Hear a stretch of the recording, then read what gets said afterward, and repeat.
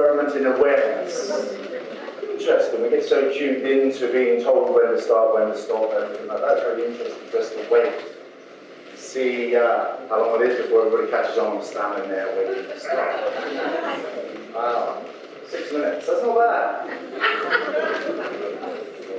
Okay, so first of all, an apology. I had a plan, which was to say, let's just do a short bit and then let you all go outside and have your lunch and all that sort of thing. But and then he got killed in the stampede when Eric said, let's get lunch. There was no opportunity to change the plan at that moment. So what I have a plan is to share with you some human behavior change ideas and some ideas on human whispering. And then to give you some exercises, which, if you want to do them, you can take them outside, you can go find some sunshine, you can go and do them in your groups, in your friendships, that sort of thing, just to experience some of the things that I'm kind of trying to explain and talk about. My first question is to you: how many of you are currently engaged in a behavior change program?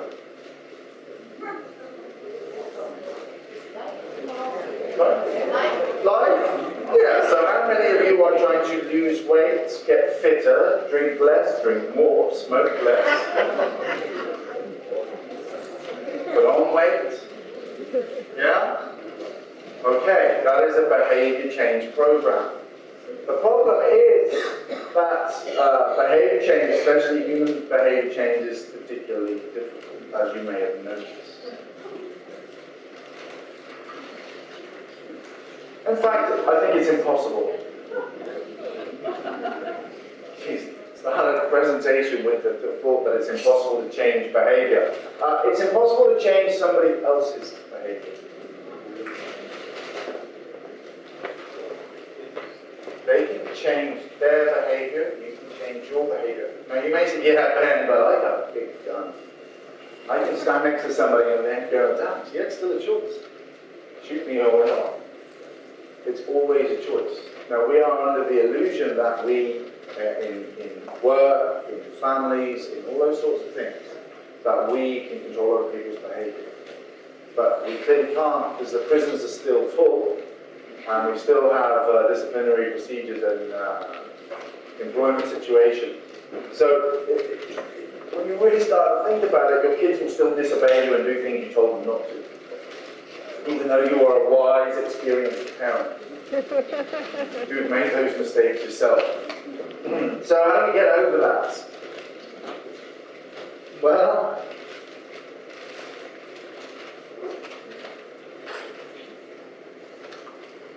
I want you to think about this. One of the problems that we have is that we so often tell people what to do. Okay? The American government in the 60s and 70s spent about $1 billion telling people not to smoke marijuana. It was a particularly unsuccessful campaign, and much research suspects that actually they increased the uptake of marijuana smoking in the United States. More recently, they told people, they did an experiment in no smoking, and they took 4,000 school children, and they spent 6 weeks and about $15 million on a program of anti-smoking. They also had a control group of 4,000 children who they frankly didn't care whether they smoked or not. They came back 2 years later, they swabbed all these children and they tested who had smoked. Now, they were not even going to trust the kids, they just wanted to know it was a nicotine system. What they discovered was the children that had had no education input saying you mustn't smoke, don't smoke, the control group, 29% of them had smoked. The group that had the $15 million, 28% of them had smoked. 1% difference. The British government, they spent £11 million telling us that we should eat 5 portions of fruit and vegetables a day. You can consumption of fruit and vegetables fell. Because when you tell somebody, they raise an objection. Now, here's the problem. We are told constantly, you all know this, I'm guessing, that you should be the correct weight. Yeah? That you probably shouldn't smoke, that you shouldn't drink to excess, that you should exercise and get enough sleep. Yeah? Hands up those of you who managed to achieve all of those things. But I don't get it, you've been told. There's one lady at the back.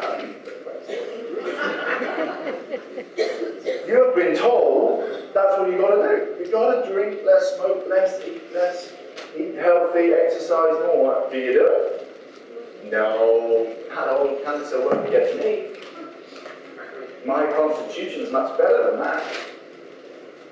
Because if you tell somebody, they will raise an objection. Yep, you got to do it. I can't because I don't like food things. The funny thing is, if you tell me, it's the truth.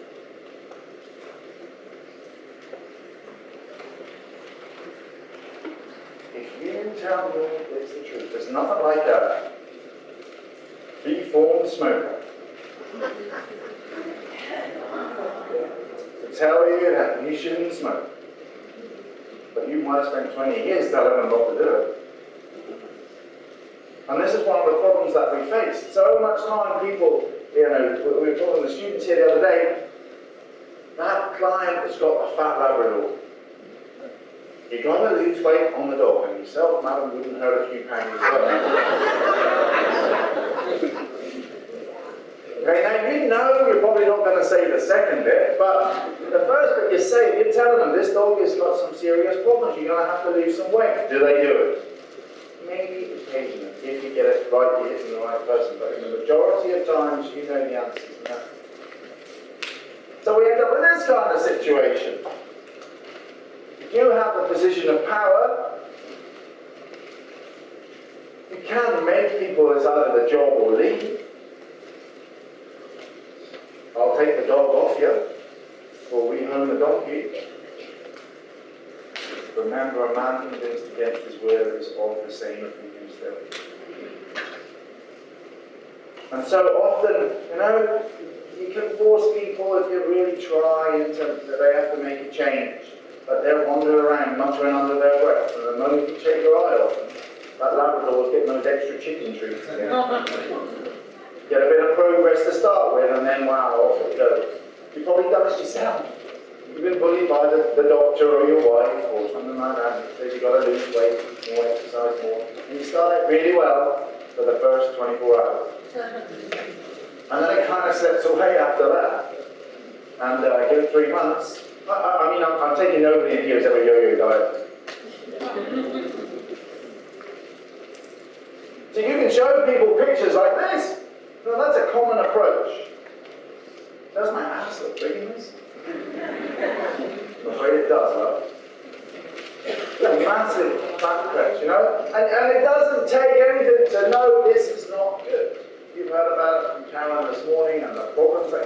Logically, you do not want your donkey to do this. We can take it a step further. This is really a bad plan. Those of you eating might want to finish your mouth. We're going inside, okay? Look away now if you're of a nervous disposition, or you can try it. So we get a bit more graphic. That'll stop them. You got an overweight donkey or a Labrador, I don't know, the workshop will show them some of this. That's a neck crest of a donkey.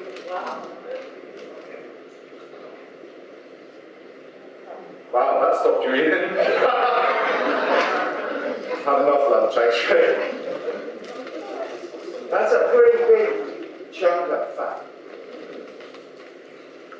That'll work for a few minutes. Maybe this one, a little bit of belly fat. What's noticeable is Karen's seen these pictures hundreds of times, she's just keeping on chopping. Everybody else has stopped eating, the Karen's still going. Yeah. And you get this graphic nature, we try and shock people into change. You know what? that's equally unsuccessful. You have those packets of cigarettes in this country where they put all the disease, lungs, teeth, everything's falling out, dropping off, hanging off. Yeah, you get some of that. Does it stop people smoking? No, it won't happen to me.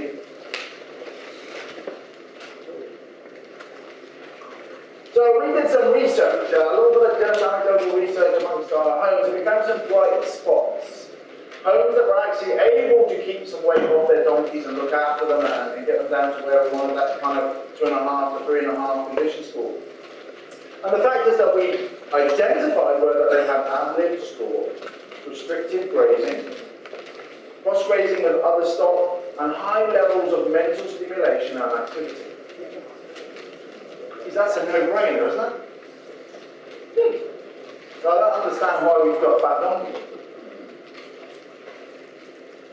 We went a little bit further, and what we really found is actually we had a lot of donkeys, owners with fat donkeys who fed ad-lib straw, so that obviously wasn't the factor that was influencing. The bright spot homes that what set them apart was this cross-grazing with other livestock to control grass fed. High levels of mental stimulation, both physically and environmentally. Time spent with the donkey, which relates to mental stimulation, and the attitude of the donkey both towards the donkey sanctuary and the care of the donkey.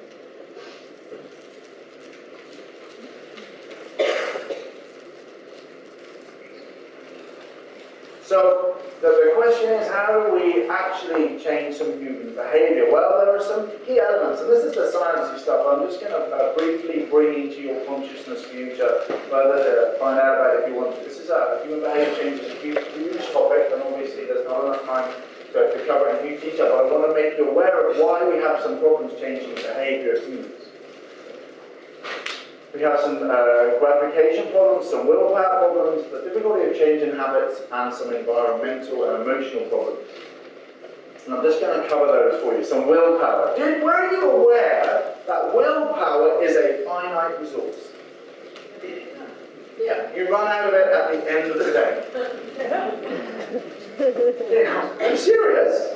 The more willpower you have to use during the day, the less willpower you will have at the end of the day. Which is why, when you go home after that day of dieting, really controlling it, you just weaken as the fridge door opens. Well, just one then.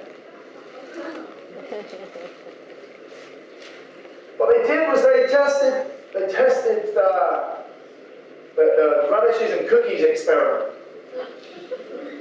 It's not difficult to figure this out. You take some well-meaning students who need to be fed and paid, and what you do is you put them in a room and you say to some of them, you say, here's a bowl of radishes and a bowl of cookies. Lovely, hot, steaming chocolate chip cookies. Eat as many as you want, but don't eat the radishes. You must resist any temptation to eat the radishes and eat the cookies. And then you get the other group and you say, okay, here's a bowl of cookies, lovely steaming hot chocolate chip cookies. Here's a bowl of radishes. You guys, you're not allowed to eat chocolate chip cookies, but you can have as many radishes as you like. Now, what the science shows is that the people who weren't allowed to eat chocolate chip cookies managed to resist the temptation. They do kind of handle the cookies, they smell them, they kind of think about it, but they resist and sometimes even eat a radish. What they then do afterwards, these cunning scientists, is that they then do a seemingly unrelated maths test of impossible questions. And they test the length of time the two groups will persist at trying to find solutions. What they find consistently is those people who have actually used their willpower to resist eating chocolate chip cookies will spend less time trying to solve maths for it, because they have used up their resource of willpower.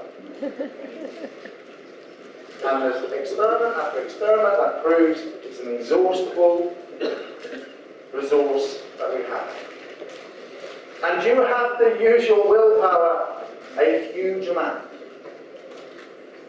You really shouldn't tell the boss those sorts of things. Okay, yes boss, no, just go this way. You know? Yes dear, okay, I'll just take the garbage out. Those are all willpower situations. let alone the ones about not eating too much or exercising or getting out of bed on time and all that sort of thing. So the more willpower your client, the donkey owner, the fat Labrador owner is having to use in a day, the harder it's going to be for them when that donkey looks at them and goes, you know that mind-melding kind of power that the donkey has to deprive you of any sort of sweet treat you might have in the nearest 100 meters? You can resist that early in the morning, but 5 o'clock after a tough day at work, oh, stuff it is. So it's finite, it's an exhaustible resource. And it's really important to also remember that it is related to glucose levels.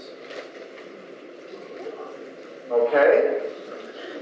I'm just going to stay behind the lectern when I say the next bit. For the female of the species, it's also been shown. You're ahead of me. The glucose levels at certain times of the month can relate to the ability to resist the temptation to tell those around them exactly what they're thinking.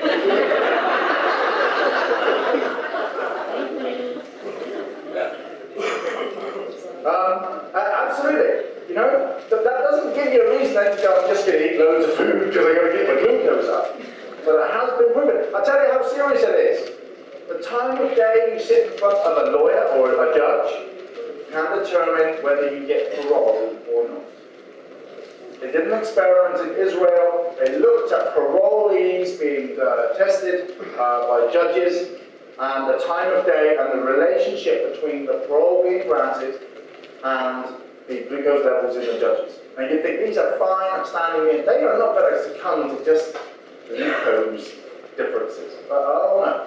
If you're up for parole first thing in the morning or just after lunch, your chances of parole increase by some 67%.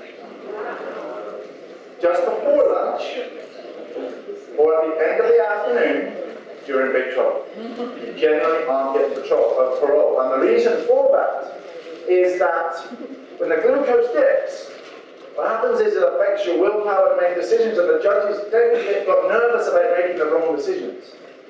So rather than make the wrong decision and parole somebody, they just say no. If you're going to ask for a pay rise or something like that, I'm telling you, I'm going to ask. Or just making sure that they actually started to make sure the judges had a cup of tea and a biscuit, mid-morning. They got a lot better results across the course of the day.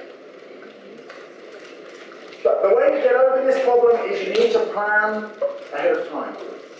Okay?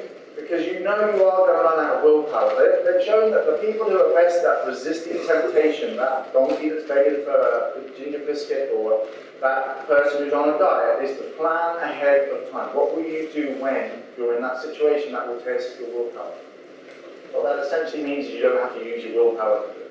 So you need to prepare your owner for those difficult times when they are likely to get. So we might be able to focus on getting people, it's the buffet table around Christmas, Thanksgiving. I'll just have that extra bit. If you plan ahead of time, you can actually decide, this is what I'm going to do. I'm going to get what I need to, and then I'm going to move away from the table. As soon as I finish, I'm going to put the bowl in the sink or in the bin. Then I've got nothing to eat. If you're going to do it by just standing here, I'm just going to use willpower next to the table. I won't eat any, well, I just maybe have one more, two more. Then we're going to work. Plan ahead of time is the key that you need to get owners to be able to do in their week spot. This comes from willpower, why self-control is the secret to success. So interestingly, it is one of the key factors that determines success. Everyone must even share. The ability to delay gratification. Marshmallows as a measure of success. I'm sure you're all aware of this test. You take small children and you put them in a room with marshmallows. It's not like a big giant scary one, just like a little one on play. Weird concept there. Or even the scientists are that cool.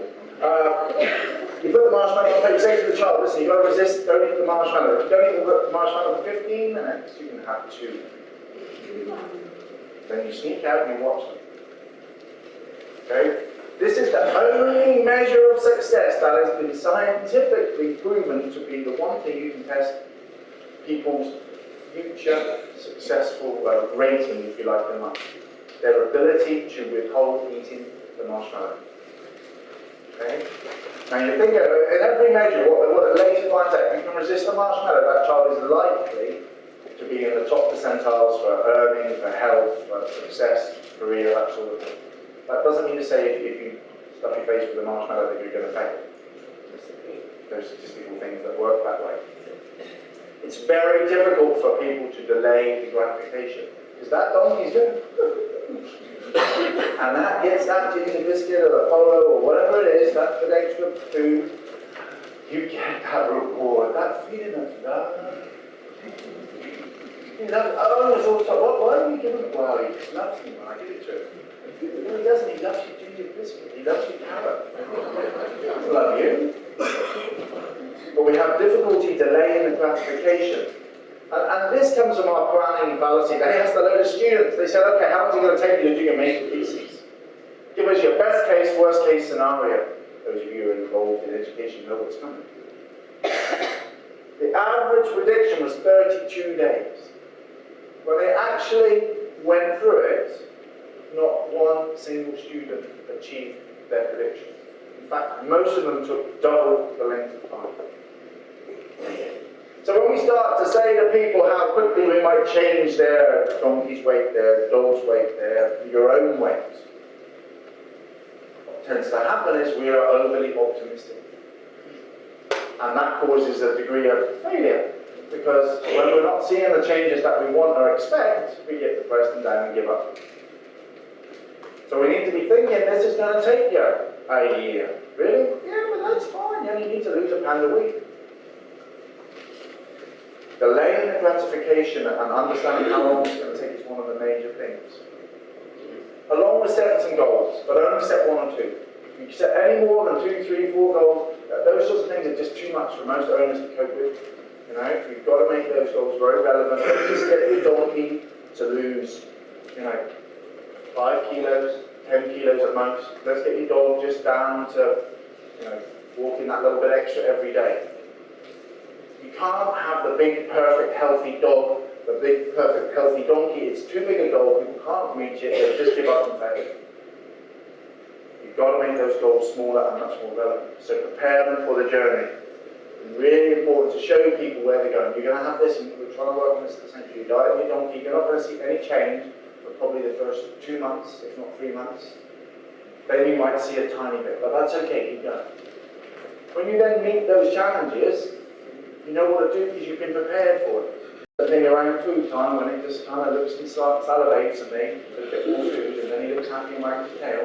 All of that stuff, cue, routine, reward. That's why you can't change behaviour particularly easily. Because you're trying to change the cue or change the reward. The only way to do it is to change the routine, what you do in the middle. Give that dog something different that makes the same reward. Give the donkey something different that creates the same reward in the home. Go give him some food, go give him a scratch.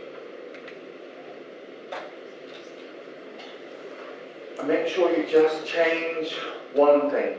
Don't try to change too many things at once. We're humans, we're the most advanced brain in the world, but we really can't cope with changing too many things at once. So when you're talking to owners, you're trying to change things, just change one thing they do. Maybe it's the type of reward they're going to give, the type of treat. It's not just the fact they're not going to give a treat. This is from the power of habit, why we do the things we do. Never change. And then we fall into the role of emotion.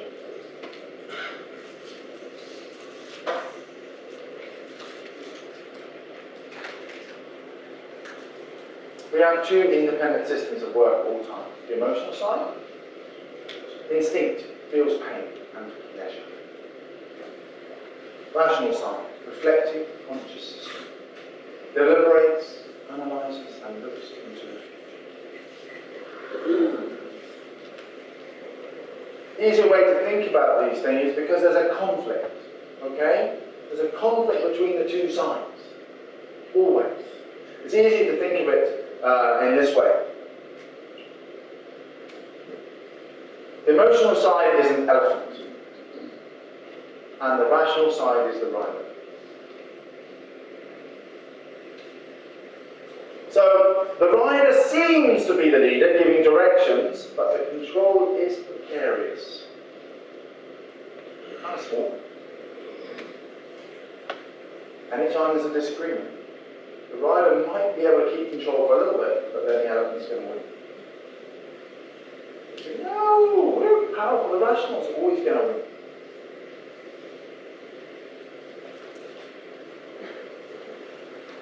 Have you ever done any of those things?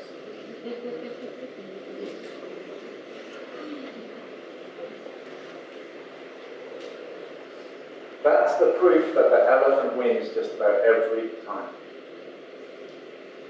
And what often happens in our behavior change programs when we're telling the Labrador, we're using the logical side, and we're trying to tell people your donkey's going to get liver disease, it's going to get laminitis, it's going to drop dead, you're going to drop dead, and you know what? We're dealing with the emotional side. And we'll get on that rider will get that elephant going in the right direction for a little bit, but you ain't going to keep it on that track for very long. Because that elephant's looking for short-term payoff, ice cream, love, tension, feeling good.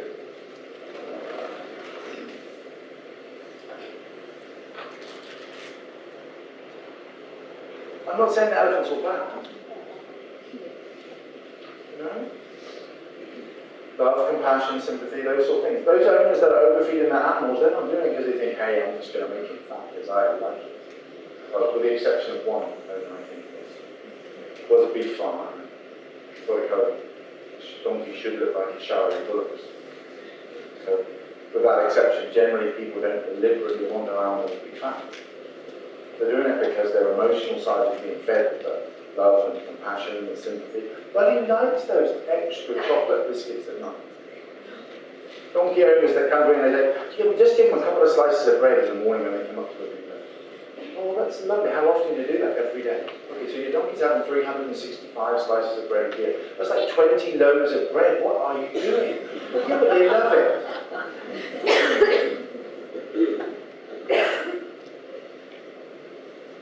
The rider has some tendencies to overanalyze, to overthink things, procrastinate.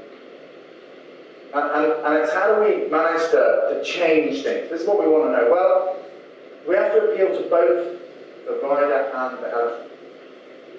You've got to be talking in emotional language. You've got to find out what it is that changes. Now, this is really hard. We had an owner in Wales, and the donkeys were fat, the dogs were fat, the cat was fat, the owners were fat, everybody's fat. And the dog, welfare officer had been going, you know, you've got to diet the donkeys. The donkeys are overweight, it's not good. And this has been going on for 2-3 years, really trying to get these. Nothing's changing. We're at the point of like, well, we just have to take the donkeys back. And the welfare officer went, and the first thing the owner said was, we got the donkeys on a diet. Why? He said, you know what? We decided that we're both quite fat. I have no idea what to do with it,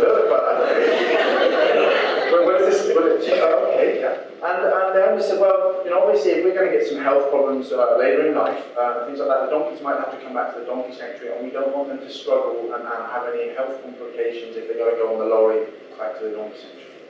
So we thought it best if we get some weight off them now. Now, that was their reason. But you would never, ever in all your life have guessed that would have been the motivation. And nor would you have gone in and said, listen, buddies, what's going to happen is you're going to get sick, and then the donkey's going to be taken away, and they're going to... You would never have gone down that line. They had to find it themselves. That was their emotion. That's part of our problem. We are giving other people, we're telling them why they should do this, why they should do that. And it just doesn't work in the longer term. You have to plan ahead of time, prepare for the journey, change one thing, be likable. We haven't kind of touched on that, but it's really difficult if you are yourself unlikable, or not doing the things that you're telling the client or person to do.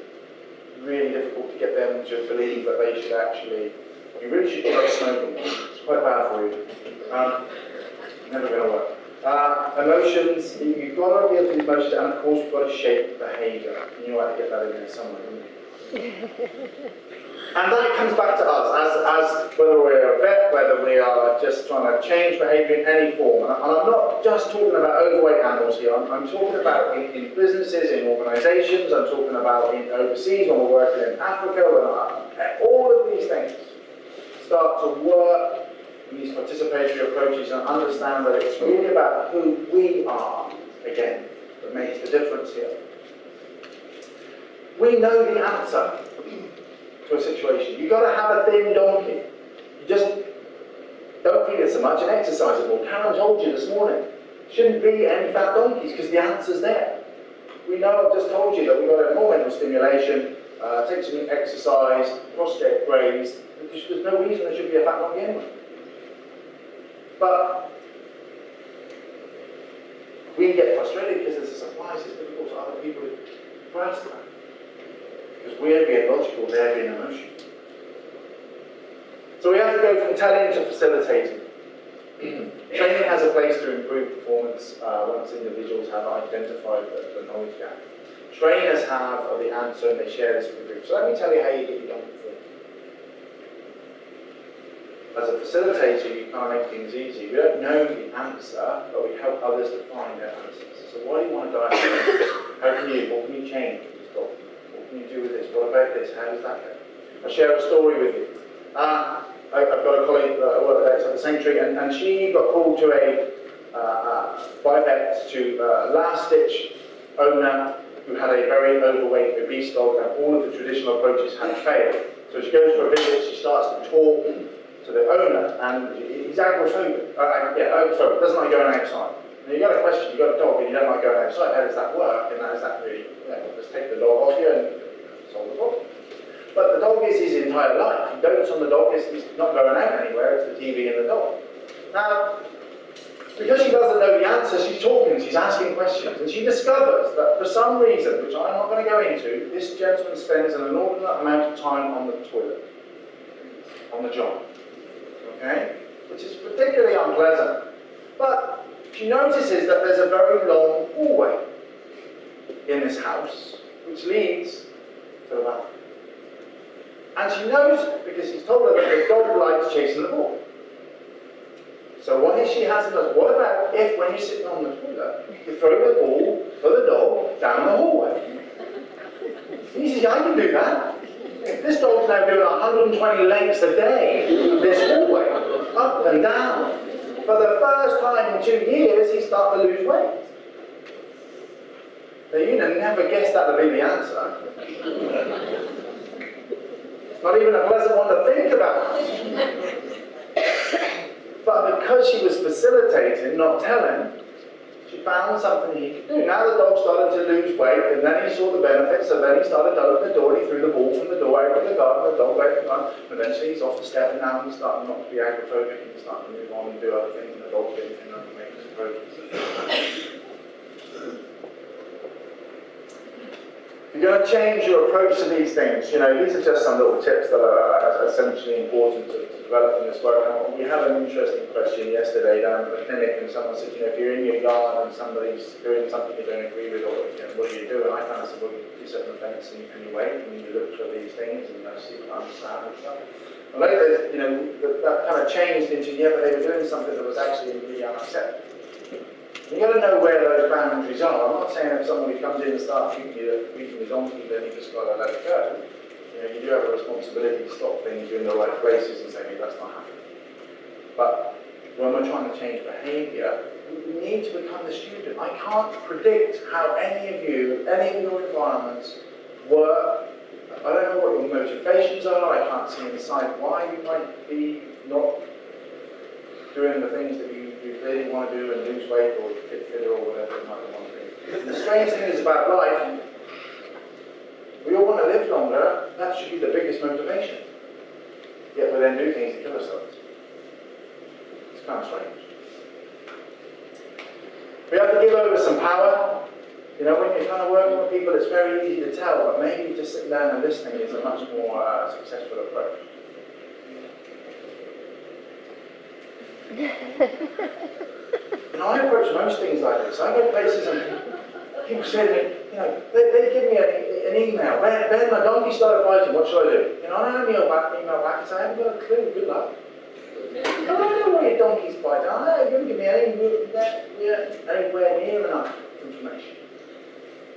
I go out and see a horse or something, and people will go, yeah, well, what happens when he goes on to a left transition lead in that corner of the arena on Tuesdays, he starts biting. Really? Why does he do it? I don't know. Why does he do it? But we can find out. But it's very difficult for us to put down our own knowledge because we have a curse of knowledge.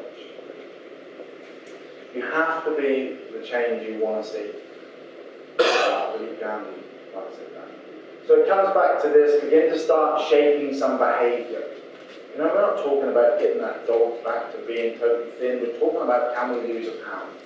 You know, what's really interesting for me is that let's talk about human situation about losing weight. Most people think about going on diets. You ever done this? You go on a diet, it's going to be really good, you're going to just willpower, you're not going to eat cabbage soup for a week. You ever seen that diet? Yeah. End of the week, you've got no friends, but... So you get to... Right, okay, here we go. Are the scales working?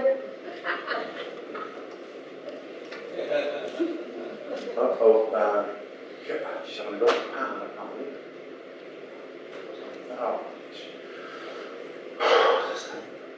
Oh no, I've got to eat the bun. Oh, right. Oh no. That's it, I failed. Oh, no, oh, God, I might as well. No, I've done it. I might as well do 2 or 3. Nobody's ever done that, have they? And I said to people, listen, what if you have a goal and you said to yourself, I'm going to lose a pound a week. Really? But that would take like 14 weeks to lose a stone or something. You know? 14 weeks, wow, that's a long time. How long have you been yo-yo dieting? Oh, about 7 years. What would happen if you were dieting and you got to week 7 and it's Thanksgiving? Nothing. You're just going to go back down the shaken plan because you're going to put on a pound, we know that. Go back down the shaken plan, carry on again. You can lose weight permanently, you can shape the behaviour. You smoke? Okay, 20 a day, fantastic. Beginning of the day, cut the 20th cigarette in half. You're going to smoke 19 and a half. That's nuts. If you do that for a couple of days, you're going to stop. Why am I cutting a cigarette in half? I'll just smoke 19. But instead, what we do is I'm stopping smoking. And you stop smoking, you. I'm not counting. Get out of the room! I think it's 19 this week, 18 the next week. Pretty soon, you'll be doing, oh, this is crazy, I'll just do 10. I can't afford it anyway.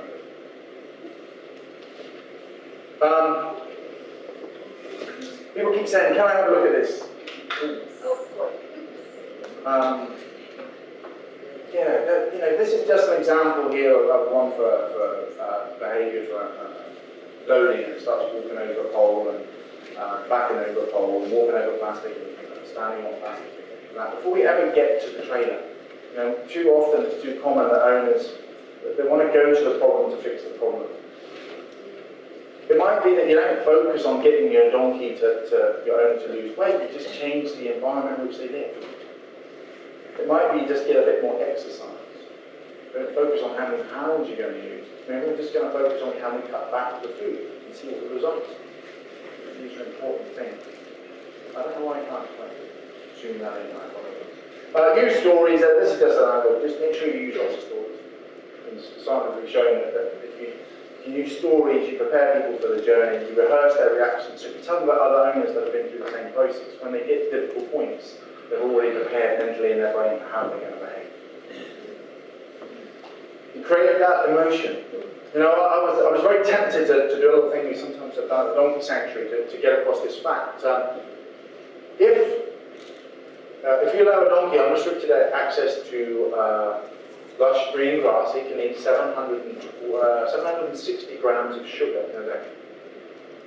Some of you think, wow. better way to show that would have been to have 22 Mars bars and drop them on the table. 22 Mars bars, that's how much sugar your donkey can consume. Unrestricted, that's crazy. See, now that's an emotional fact, because you're thinking, I'm going to eat 22 Mars bars. I was going to do it, and I'm thinking, what am I going to do with 22 Mars bars in this temperature? I'm going to eat them all, and I could have shared them, but I wasn't up for that. Just make sure when you're using your stories, this is again scientifically proven situation. Every story, every film, Harry Potter, Star Wars, they have a background story. If you're Star Wars, you go back and recreate the background later on to make more money. But you have a background, your obstacles, and that's usually the thing that they have to get over. So that, you know, that they were dieting a donkey and then it didn't really work and they had to change this and it was all really difficult. And then they managed to do that and look what happened, the donkey got to. And they were much happier and they're going out walking and the donkeys lived longer and everything like that. So make sure that you're going to use your stories. I wanted to just share with you a couple of things we're doing, because often, the minute, like I said right at the start, you say, let's talk about the donkey being overweight, he's not overweight. You're already telling somebody. So what we're starting to try and work on is an approach of where we look more at the bigger picture of welfare. Without looking at something, so you've got to change what your donkey stuff doing, because we don't know what you're capable of. So I'm going to give you 3 tools that I want to do. And these are the exercises. I've got some of them printed out here. But I'd like you, if you're willing, to take the time to have a play with it and do. And just see for yourselves what kind of responses you get out of doing them. And the first one is a time budget. Okay, so what we ask learners to do is we say, here's 24 hours in 1-hour segments. Tell me what your donkey does for the number of hours in a day. And we put some examples down the bottom, eating, sleeping, all that sort of thing. Now, most owners find this a very enlightening experience, and I'm not going to preload it by telling you what they find out. So if you've got donkeys, you've got access to donkeys, it's a really good exercise to start thinking what you do with them. Just going to check. Sometimes we'll do it in more of a time budget way that starts at midnight. And you say, what are your donkeys doing at different times of the day and for how long? What I will tell you is they are not sleeping from 6 p.m. to 6 a.m. You would not believe the number of donkey owners that go, well, when I leave them, I don't know, so I guess they must be sleeping. How long does that donkey sleep for, they ask? You know, that's when the questions start to come up. This is how you find out about what your donkey owner is thinking, what they understand. The second exercise I have here for you is just to get you thinking again, is this one here. So we've got a picture of a donkey, and what I want you to do is look at each of the areas of his body, and this donkey is a condition score 5. Yeah, what do we know is he? The donkeys that we have been very, I think, personally, we've shown too many pictures like the ones at the front with a big crest and going, that's a 5. So everybody goes, well, I've got a donkey that's got a crest that big, so they're not a 5, it's okay. Okay, but the 5 score goes all the way out. That big crest at the front, that's like off the scale. And what happens is, because you're thinking that's a 5, that donkey that like this, we're going, well, that must be a, well, that's not a 5, that's a 4. And we just back this scale up until we've got donkeys that are condition score 3 that we think are 2, we've got to feed them up. This donkey is a condition score 5, but he's clearly got fat pads, he's got the neck crest, he's got all these things going on. So what I want you to do is look at it and think about the consequences in each area on the donkey's body. What does it do if you're overweight to the donkey's hips? What does it do to the donkey's heart and lungs if your donkey's overweight? Okay, just write the things in the box, just see what you think. I don't know what the answers are. For you personally, just write them down. The other thing that I just wanted to ask you to do, can I just mute this PowerPoint a second? Is there a way to do that?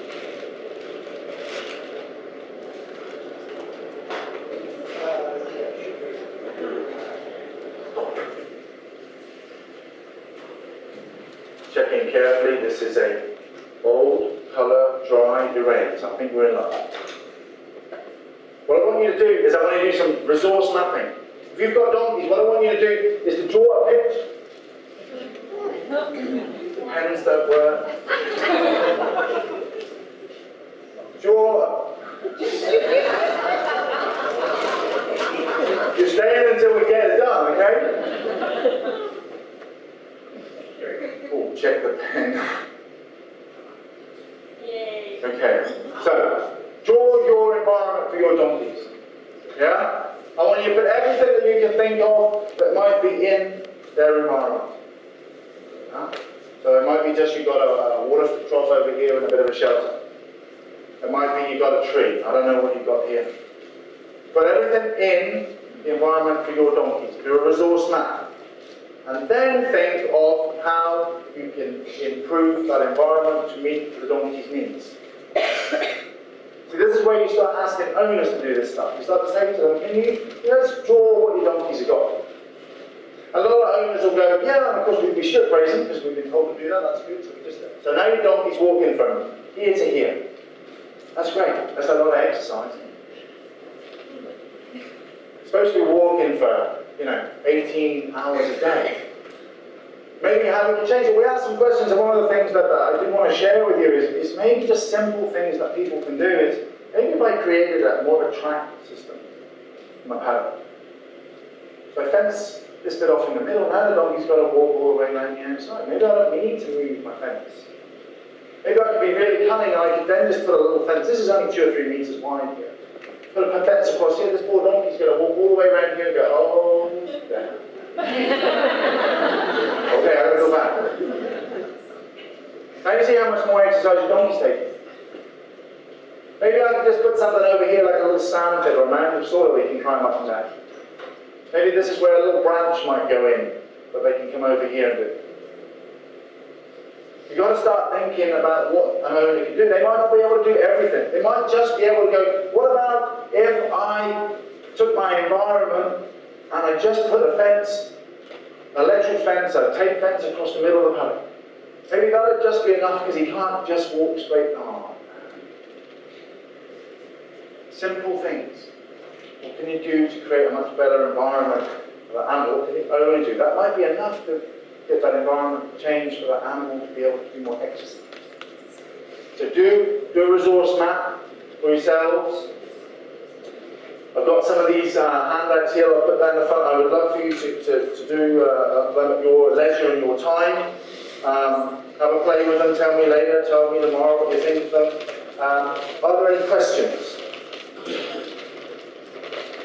In that case, I'm going off and play with the donkeys. Thank you very much indeed.